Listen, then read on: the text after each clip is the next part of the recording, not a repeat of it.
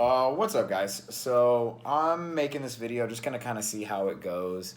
Um, I'm thinking about kind of creating some YouTube content around kind of coaching in the fitness space, CrossFit space.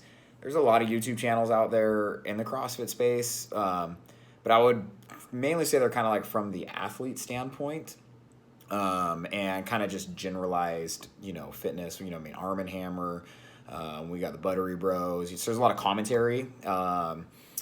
Craig Ritchie, all those guys, great content. I don't necessarily think there's much in the way of like coaching per se, like a coaching vlog style thing. It's a lot of athletes and then a lot of just generalized content. So my goal is to kind of create something along those lines. I think the guys at Training Think Tank do a really good job with this type of stuff, but so I'll be putting up kind of like workout videos and talking about them from like a coaching aspect.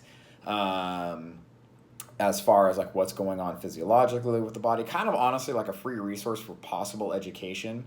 I'm gonna do a full video rundown on like my qualifications and like if you don't know who I am, but I just kind of want to do an intro. What I'm gonna be doing today is I'm actually gonna be talking over my 20.2 CrossFit Open redo.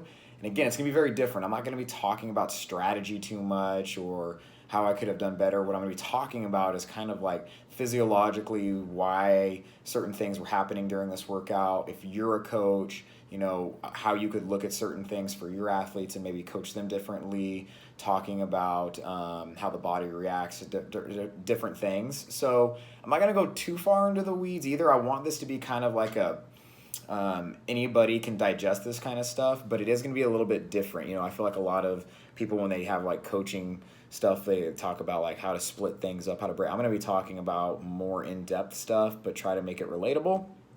And that's going to be kind of what this is about. I'm also going to be doing some stuff like when I'm coaching my classes, when I'm breaking down certain movements, I'm going to hope to be able to record that, break down the kipping pull-up and break down all of that in its parts, break down snatching, clean and jerking, like all that kind of stuff, and put that kind of stuff up, and hopefully just bring some kind of content to you guys that there's like a little niche thing in YouTube I feel like is kind of missing is that more high-end coaching aspect. I feel like there's really good stuff in the weightlifting space and like bodybuilding space, but not so much with CrossFit per se and like, health and fitness in general. So that's what I'm gonna be trying to bring to you guys. So let's hop into 20.2. Here we go. All right, guys. So right off the bat, for those who don't know, CrossFit Open is going on right now. We got the Open 20.2. So what this workout was, and you see me doing it right here, what we had was 4 dumbbell thrusters at 50 pounds for the men, 6 toes to bar, which I'm hitting right now, and then 24 double unders. Now, this was a 20-minute workout. It was unique in the fact that the reps were relatively small, but the time domain was long.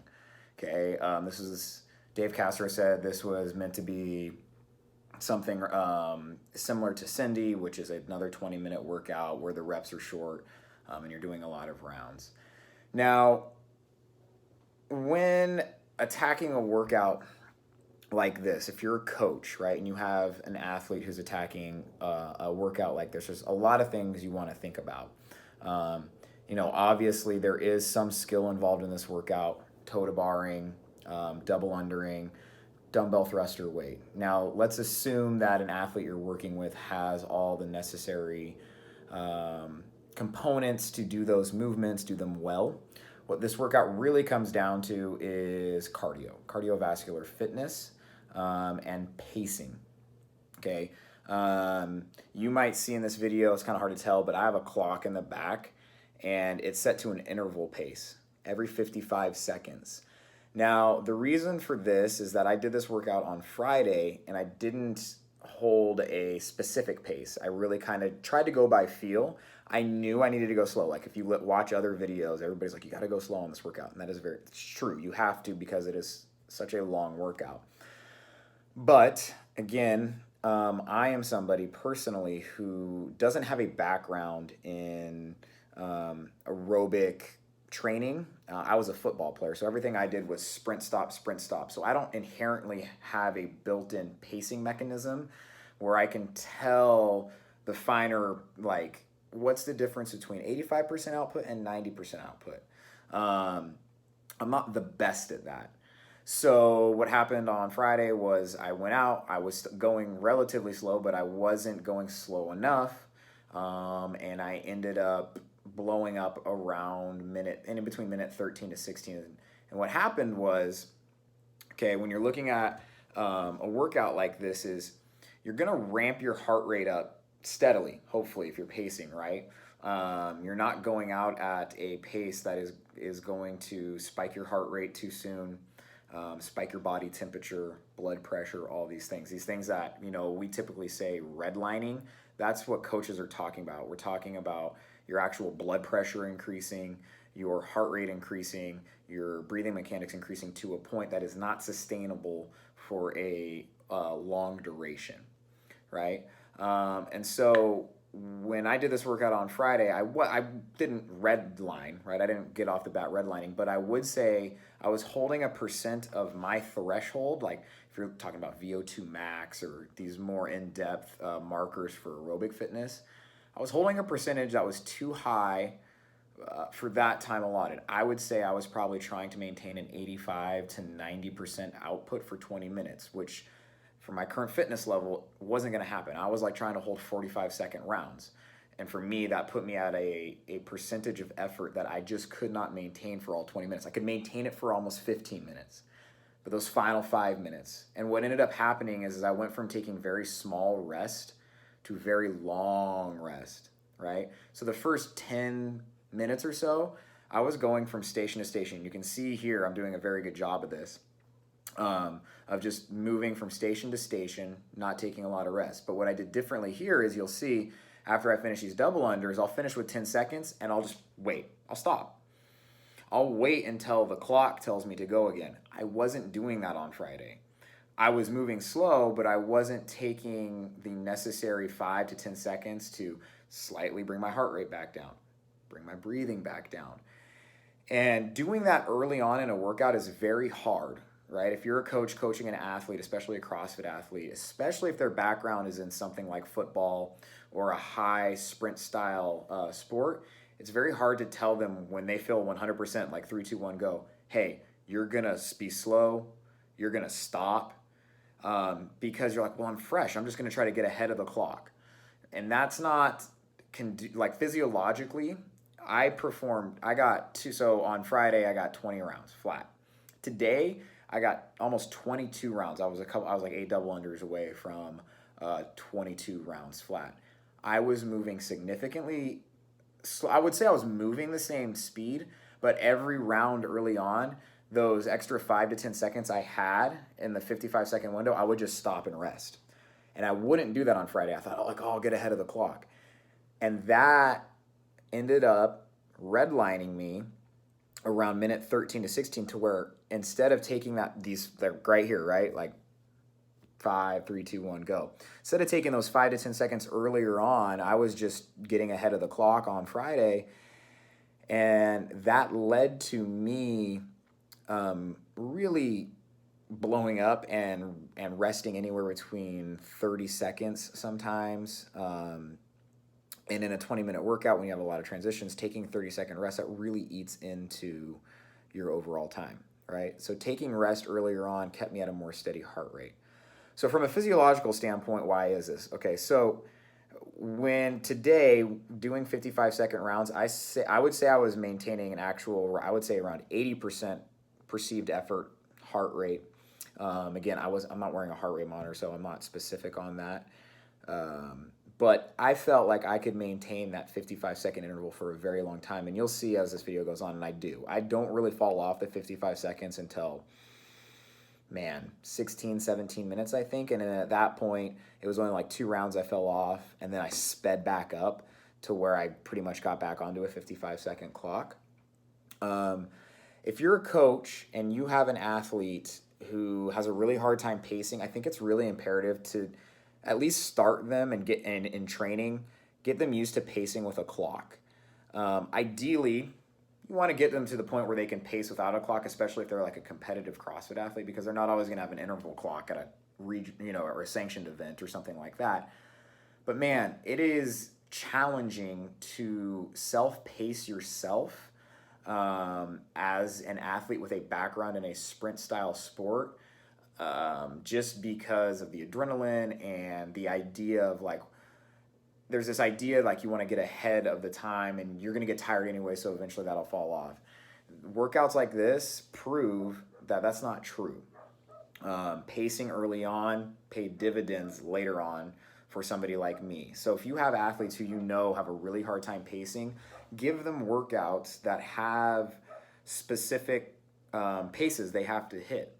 So like if you have somebody on a row, 250-meter row, and you're gonna go, every minute and a half, and you're gonna go on that pace as long as you can hold, the minute and a half or something like that, right? Something where it's an actual time domain, and then steer them away from the monostructural stuff and then get into workouts like this. Give them a 20-minute workout, but you go, hey, every 55 seconds you're starting a new round. This gets athletes into the mindset of task orientation, where they have a specific task they got to get done in a time frame, then they get to rest, and then they keep going. What it does is it gets them in tune with that feeling. They know, hey, over the course of a 20-minute workout, I know I can hold 55-second rounds with something like this rep scheme, and it feels about like 80% effort, right?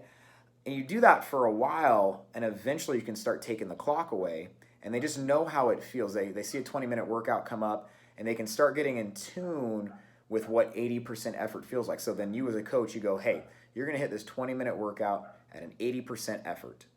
And they actually know what that 80% effort feels like because they've done training. They've built up this training against a clock, and they know intrinsically what that feels like. Now, another way you can do this too is with breathing mechanics, okay? And this gets into the art of breath. Brian McKenzie, they got some really good stuff. But you can link this in with somebody's breathing. There's something called gears, which if you guys want more on that, I would love to do a video series on gears and the art of breath. But a really good kind of self-pacing mechanism is breathing mechanics. So, we have, there's a big thing going on with nasal breathing, which is really awesome. It's really, really good stuff. But in workouts like this, you can kind of self-pace. And if you see me breathing, we're getting a little bit deeper into the workout. I'm getting close to Tim. You see me take a deep breath there. Breathing can be a self-pacer because let's say you tell somebody, hey, I want you to do, a 10-minute workout, and I want you to only breathe through your nose. They can only go so hard in a workout while breathing through their nose. The moment they cross a threshold that they have to start breathing through their mouth, they know they're going too fast, right? So when you get a workout like this, I was, at this point, 10 minutes in, I was still trying to nasal breathe. But you'll like on certain movements, you'll see like on a thruster for me, especially, I like to take a breath in through my nose and out through my mouth. I have a really hard time regulating my blood pressure when there's weight bearing movement in a workout like this. So like a squatting movement, I have a really hard time not holding my breath. Like I really like to hold my breath anytime there's a weightlifting-esque movement while my heart rate is elevated. And when you hold your breath, that spikes your blood pressure. Man, when you get a spiked blood pressure trying to do a 20-minute workout, you're making it a lot harder on yourself. So I purposely breathe out through my mouth and breathe in through my nose. It gets me into a cadence. But for the most part with this workout, I was trying to breathe through my nose because that would let me know, okay, you're going at about an 80% pace. Because I know for me, I can go at about an 80% effort and still breathe through my nose and kind of keep moving. The moment I have to start breathing in through my nose and out through my mouth consistently, and then breathing out through my mouth and in through my mouth and out through my mouth, I'm spent, right? So as coaches, you can kind of, again, link up the pacing against the clock, but also self-pacing with a athlete with their breathing mechanics, right? You go, hey, I want you to do a 2K row, but you're only going to breathe through your nose. And I know that sounds wonky. You're like, why? But again, you're using it as a pace mechanism. And physiologically, breathing through your nose actually helps you utilize oxygen, get oxygen in a lot more, and dispel CO2 better. It's a filter. So like there's, again, I could go more in depth with this, but essentially for the purposes of like a workout like this or a CrossFit workout, nasal breathing can be a really good way to self-pace somebody who, again, has a hard time pacing. Here's a coach, you're watching your athlete, you go, hey man, you're starting to breathe through your mouth. Let's bring it back down, right? And that's the nice thing too is if you know in the middle of a workout you're breathing through your nose, all of a sudden you're breathing out through your mouth, you can slow down. You go, oh, I'm not going to be able to maintain this. Slow down, all of a sudden start breathing through your nose. Okay, now you're getting back into your pace. Now it's the end of a workout. There's a minute left. Blow it out of the water, right? But workouts like this that are, again, we're only 12 minutes in, and I'm still moving decently well. I'm still in control. And workouts like this, it should be, again, if coached right, you want to coach your athletes on like a ramp up, right? A slow, nice ramp up. I was on Reddit the other day. Somebody mentioned 20.2. They did a redo. And they're like, is it possible? You see me bending over here, but again, picking those dumbbells right up. They go, is it possible that some people just don't need to warm up? Because I didn't warm up for 20.2 and I got 36 reps better.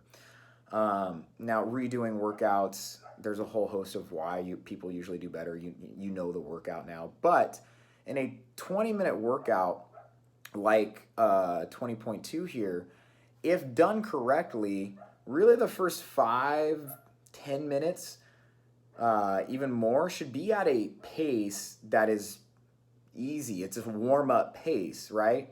And so you should be steadily increasing your heart rate, steadily increasing body temperature, hormone release, all of these things. If you do a 20-minute workout and you go out the gates at an effort that is 90 to 95%, you will not maintain that effort. And again, this happens to a lot of people. They do this and they go, well, I was able to do it. It's like, right, you did it, but look at like minute 16. You see that like 45 or that 30-second rest you took? Guarantee that rest wouldn't have been there if you just started a little bit slower and, tried to keep a consistent pace, a ramp up. There's a reason why the best aerobic and endurance athletes in the world know how to pace. This also is getting more and more common in CrossFit. The best CrossFit athletes are athletes who can take these, what we would call anaerobic contractions, like a squat, and turn them aerobic. They're able to breathe through them. They're not getting a lot of buildup of blood in the muscle, and they're able to keep a consistent heart rate throughout. They're not clinching and holding and spiking their blood pressure and having this peak, valley, right? They're able to kind of stay consistent across the board. Now, there's a lot of limitations on certain athletes when it comes to aerobic efficiency. There are some athletes who have a really easy time utilizing oxygen, but maybe have a hard time getting oxygen in. And then there's vice versa. There's some athletes who do a really good job getting oxygen in, but then they're not able to shuttle it to the muscle and utilize it really well. Again, that's a topic for a different time. Guys at Training Think Tank, Evan Pinkin has really good stuff on that with like NIRS training. I'm not going to get too into the weeds with that on this video. But there's a lot of different reasons why certain athletes will adapt differently and fail or do better at certain workouts. And it's not just this idea that like, oh, person A is fitter than person B. It's not always the case. You could have, two athletes who are relatively the same fitness level have a completely different response to a similar workout because of different reasons, right? So let's see where we're at here. 15:42. I can't really see back there. I think at this point, I was like finishing round 17. I was a good like round and a half, 2 rounds ahead. And again, I did PR this today. I did this a couple hours ago. And another interesting thing about this is on Friday, I finished 20 rounds, went outside, was dry heaving. I felt like death, right? Today, I did substantially more work. I got almost 2 more rounds. And I don't really know how much of the finish I have in this video. But, I had a little bit of a Fran cough, but I was fine. I was kind of walking around. Was like, all right, that was pretty good. Wasn't dying. And again, this goes back to, because on Friday I got to my red line way too soon, I had to try to maintain this super high level of output. And what happens is gas exchange in your body gets messed up. You end up having more CO2 in your body than oxygen. And this creates a really acidic response in your body. Blood flow, body temperature, all this kind of stuff. I'm trying to, I would say I was trying to maintain it for probably at least 5 minutes and then speed up at the end to the point where I felt sick after the workout. And there's a lot of reasons why people will feel sick after a workout. For me, I know that was because I was trying to maintain maximum effort for a duration that you really can't do. And that was causing a lot of internal problems to the point where I almost puked. Whereas today, I got more rounds at an easier pace and didn't feel dead. And again, that just goes to show that pacing, trying to be in control, taking rest early on in a workout, like short rest will actually lead to not taking longer rest in the back end of a workout when it's something like this. Now, again, if this was Fran or something like that, it's different, right? It's all about time domains. It's all about, knowing yourself as an athlete. There, again, for me and my fitness level, 55-second round per rounds was about 80-85% effort. For more fit individuals, 45-second rounds is there like 80-85% effort. For more fit individuals, right, and we keep going down the line, and you say, well, so-and-so was able to hold 30-second rounds. Right, they're at a fitness level where 30-second rounds for them, as wild as this sounds, is like 80% effort. That's awesome. That's why the fittest in the world, like take Rich Froning, for example. That's why it never really looks like he's moving that fast. It's because he's really honestly usually going at 80%, and his 80% effort and fitness level is more fit than other people's 100%.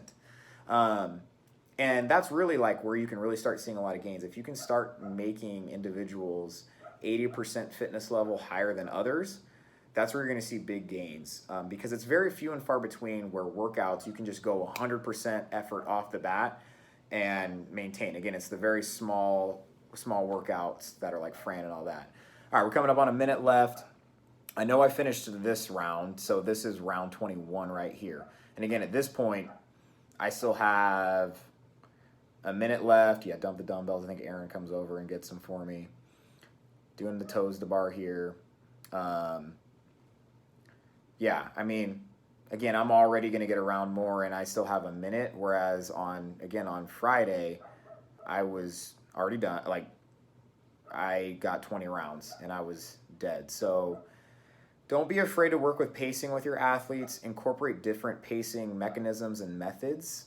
Understand what kind of athlete you're working with. Some athletes come from an aerobic background. They don't need pacing work too much, right? They maybe need more sprint work. So it just depends on what kind of athlete you're working with. So like, see this last round though, I speed up. That's the thing. I paced well enough to where I could speed up the last 2 rounds. That's kind of what you want. Aaron comes and fixes it. But yeah, so I mean, 20.2 done. Nice, long. And 3, 2, 1, done. Boom, there we go. See, I mean, I come down, kind of take a knee here, but like literally I was writhing on the floor on Friday. So, but yeah, that's 20.2. Again, talked a lot about like some of the physiological stuff, why pacing is important, what you can do with your athletes. If this is something you enjoy, again, this is long, 20 minutes. Most of the videos won't be like this, I promise. This workout was just really long. If this is something you enjoy, I'm going to link my Patreon in the little box below the about. And if you enjoy this, you want more content, I'm hopefully going to be actually like buying a camera. Right now I'm just recording on my phone.